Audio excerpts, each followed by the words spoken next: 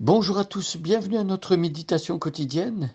Quelle joie aujourd'hui de regarder les textes de la Bible, ces textes qui nous font vivre, ces textes qui nous apprennent à connaître Dieu et qui nous montrent notre propre cœur. Les textes de la Bible nous enseignent aussi sur ce qui plaît à Dieu et comment vivre d'une manière qui l'honore. Alors aujourd'hui, nous sommes une fois de plus dans le livre de Néhémie. C'est un livre historique qui se trouve dans l'Ancien Testament et qui raconte l'histoire du peuple de Dieu qui revient d'exil. Le peuple de Dieu avait été exilé à Babylone pendant 70 ans. Dieu a permis, d'une manière souveraine et inattendue, que l'empereur babylonien, Cyrus, eh bien, accepte que les Israélites qui étaient en captivité retournent dans le pays promis et que là, ils puissent travailler à reconstruire la ville qui avait été ravagée lors de la conquête de Babylone.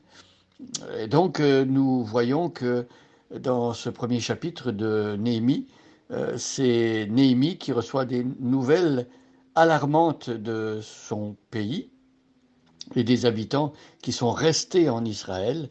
La ville est dévastée, ravagée, le temple avait été détruit, les murailles et les portes de la ville brûlées. Et donc, quand Néhémie entend cette histoire et ce récit des Israélites qui sont venus rencontrer Néhémie à Suse, dans l'Empire perse, la capitale était Suse à l'époque. Et donc, il entend cette histoire et il est abattu, il est triste, il partage la douleur de son peuple et il se met à prier, il se met à jeûner et il demande à Dieu d'intervenir. Voilà où nous en sommes.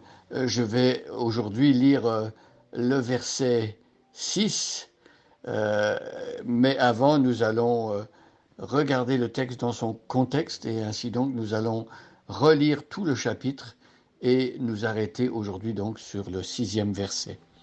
Je vous invite à prendre votre Bible et à lire avec moi Néhémie chapitre 1. Parole de Néhémie, fils de Hakalia, au mois de Kisle, la 20e année comme j'étais à Suse dans la capitale.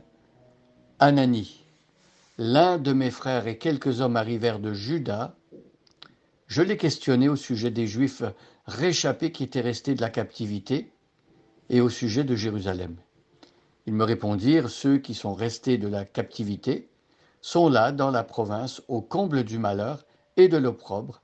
Les murailles de Jérusalem sont en ruine et ses portes sont consumées par le feu. Lorsque j'entendis ces choses, je m'assis, je pleurai, et je fus plusieurs jours dans la désolation. Je jeûnai, je priai devant le Dieu des cieux.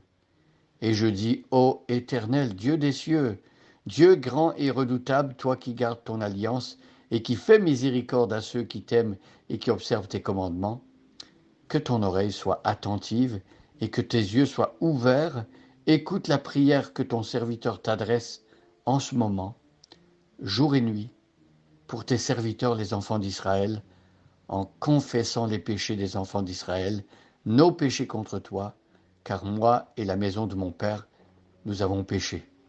Nous t'avons offensé et nous n'avons point observé les commandements, les lois et les ordonnances que tu prescrivis à Moïse ton serviteur. Souviens-toi de cette parole que tu donnas ordre à Moïse ton serviteur de prononcer.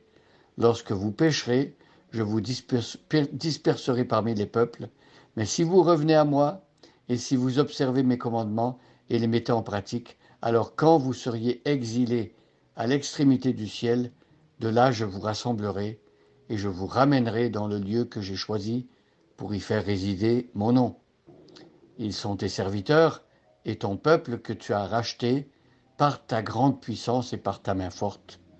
Ah, Seigneur, que ton oreille soit attentive à la prière de ton serviteur et à la prière de tes serviteurs qui veulent craindre ton nom. Donne aujourd'hui du succès à ton serviteur et fais-lui trouver grâce devant cet homme. J'étais alors échanson du roi. Voilà la lecture du chapitre 1 en entier. Revenons rapidement sur le verset 5, le verset qu'on a vu hier. On a vu que, avant de commencer sa prière, Néhémie a mis devant lui les attributs de Dieu.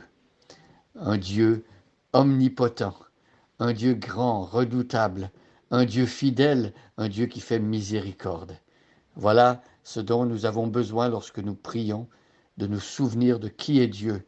Autant il est amour, autant il est justice, autant il est miséricordieux, autant il est saint. Et donc, ce sont ces qualités de Dieu qui nous aident à comprendre comment on peut le prier, comment on peut s'approcher de lui. Et on a vu justement hier que c'est grâce à la miséricorde de Dieu qu'on peut s'approcher de lui, lui qui est saint et qui pourrait nous consumer par sa sainteté.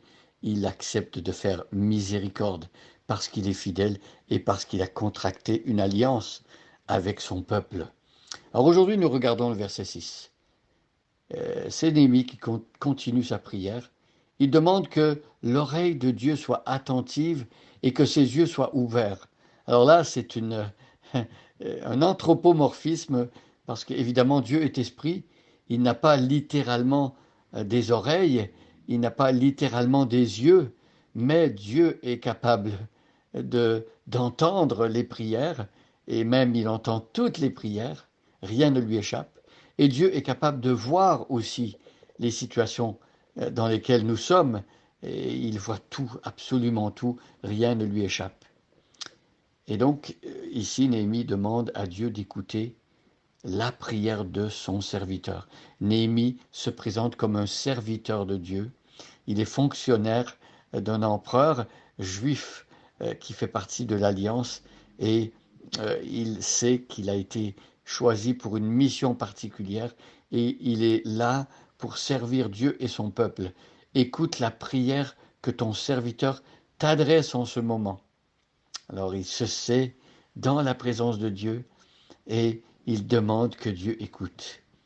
Et donc jour et nuit, Néhémie avait prié depuis qu'il avait entendu parler de la situation de ses frères et sœurs qui se trouvaient dans le territoire d'Israël, jour et nuit. Donc une prière incessante, continuelle, une ferveur pour intercéder en faveur du peuple de Dieu, jour et nuit. Il priait pour les serviteurs aussi. Il considérait ceux qui étaient restés dans le territoire d'Israël comme des serviteurs de Dieu aussi, des enfants d'Israël. Donc les descendants des fils de Jacob, avec qui Dieu avait fait alliance. Dieu avait fait alliance avec Abraham, Isaac et Jacob. Jacob avait changé de nom et Dieu lui avait donné le nom d'Israël. Donc c'est la descendance d'Abraham dont il est question ici. Alors ici, il demande à Dieu d'écouter. Il invoque le Seigneur en confessant les péchés de son peuple et ses propres péchés à lui. Oui, nous vivons dans un pays au sein d'une culture parmi un peuple et nous connaissons les travers de notre peuple, nous connaissons nos propres travers personnels et quand nous venons devant Dieu, quand nous voulons que Dieu intervienne et touche notre pays, notre culture, nos contemporains, nous voulons aussi confesser les péchés de notre époque, toutes sortes de péchés qui déplaisent à Dieu, hein, l'immoralité peut-être, toutes sortes de péchés, le matérialisme, on peut penser à l'égoïsme, l'orgueil, à la violence, à l'injustice, à l'exploitation des plus faibles, on peut penser à toutes sortes de péchés. Eh bien, Néhémie, c'est ce qu'il avait fait, et il avait confessé les péchés de son peuple et ses propres péchés. Il le dit, car moi et la maison de mon Père, nous avons péché. Si nous voulons nous approcher de Dieu, il faut d'abord, face à ses attributs et à sa sainteté, il faut d'abord reconnaître que nous sommes des pécheurs, que nous avons péché, que nous avons désobéi à Dieu. C'est la base de toute prière qui va être exaucée, c'est de reconnaître la situation telle qu'elle est. Demandons à Dieu l'honnêteté, la lucidité, la franchise, la transparence pour lui parler et dire les choses telles qu'elles sont. Bonne journée à chacun et à chacune et soyez bénis.